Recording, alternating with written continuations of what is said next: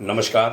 भाग्योदय विचार प्रवाह श्रृंखला की 258वीं 258 कड़ी में आपका स्वागत है, अभिनंदन है। साप्ताहिक चर्चा भाग्योदय फाउंडेशन की। आज रविवार 4 मई।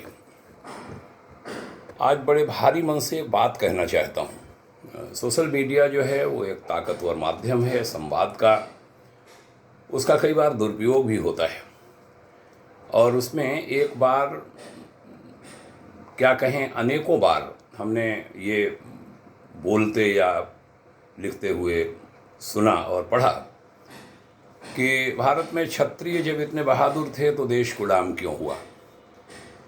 यह जब पढ़ता हूँ तो तकलीफ़ होती है और आश्चर्य भी होता है ऐसा लिखने कहने वालों पर। मैं बहुत स्पष्ट शब्दों में कहना चाहता हूँ कि, और उसका जवाब भी मैंने विभिन्न अवसरों पर दिया है, कि धोखेबाजों के कारण देश गुलाम हुआ। राजा अधिकांश क्षत्रिय थे, उनके साथ जो लोग थे उन्होंने धोखा दिया और शत्रु को सूचनाएं दी, धोखा दिया अपने राजा को और राजा मारा गया। देश गुलाम हुआ, राज्य गुलाम हुआ, देश गुलाम हुआ।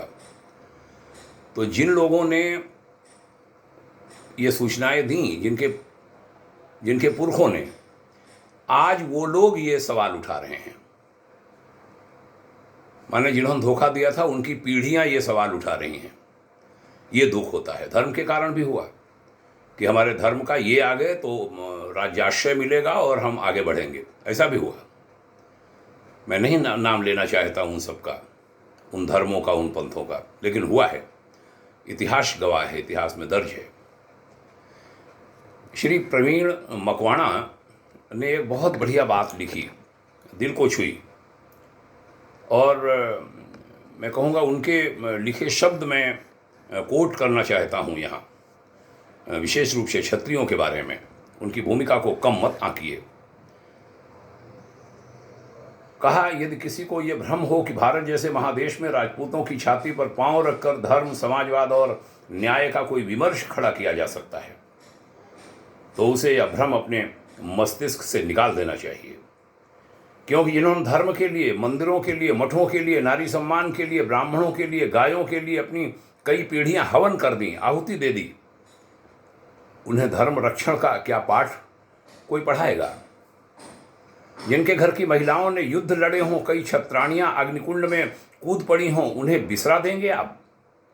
जिन्होंने अकाल में अपने पराक्रम से अर्जित खजाने खोल दिए हों, जिन्होंने गांवों की कन्याओं के विवाह करवाए हों, जिन्होंने अगणित लोगों के मृत्युभोज किए हों, जिन्होंने अपनी कारीगर कौम को अपनी संतान से बढ़कर माना हो, उन्हें समाजवाद की समझ कोई सिखाएगा क्या? कौन समझ दे सकता है समाजवाद की उन्हें?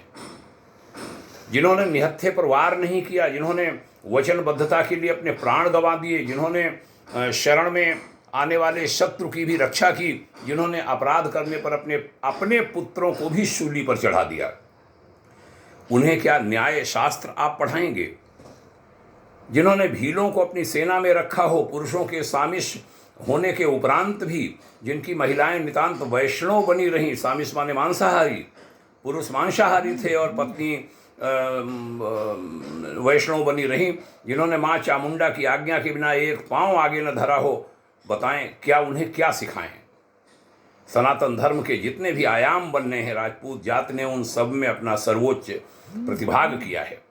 उनका अवदान है, अमोलक है, अमूल्य है।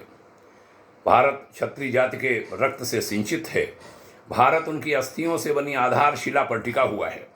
वर्तमान युग का मूल्यांकन भविष्य करेगा, लेकिन इतिहास की कोई विवेचना राजपूतों के त्याग, पराक्रम और समाजवाद से परे नहीं हो सकती। यह बात वाम दक्षिण दोनों पक्षों को अच्छे से समझ लेनी चाहिए। मैं बताऊं, मैं इस मत से सहमत हूं। और जो हमने आरंभ में बात की वो बात दोहराना चाहता हूं। धोखे दिए गए और तब देश गुलाम हुआ। और एक बार नहीं, अनेक बार धोखे हुए। बाद में तो स्वतंत्र भारत में तो बड़ा धोखा हुआ कि वीरों का इतिहास बताया ही नहीं, कि आज छोटी छोटी उम्र के बच्चे ये सवाल करते हैं। उन्हें अतीत में देखना चाहिए, उनके पूर्वजों ने धोखा दिया था, तब क्षत्रिय हारे थे।